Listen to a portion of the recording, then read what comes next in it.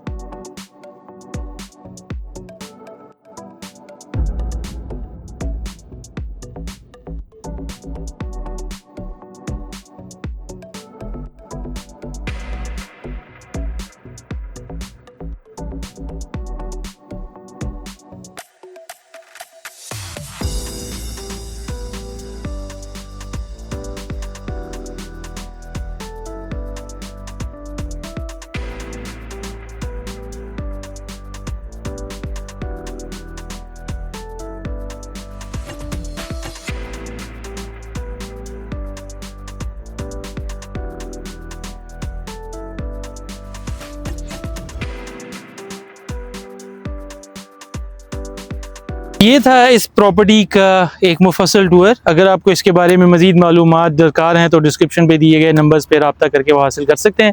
اپنا اور اپنے پیاروں کا بہت خیال رکھیں، مجھے اپنی دعاؤں میں یاد رکھیں. السلام علیکم.